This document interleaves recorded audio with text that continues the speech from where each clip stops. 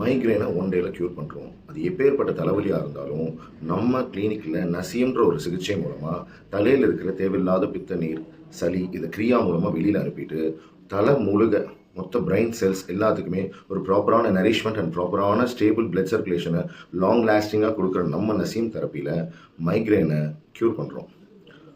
15 days medicines தரோம், சில பேர் 30 days மெடிசன் தரோம், சில பேருக்கு 60 days மெடிசன் தரோம்.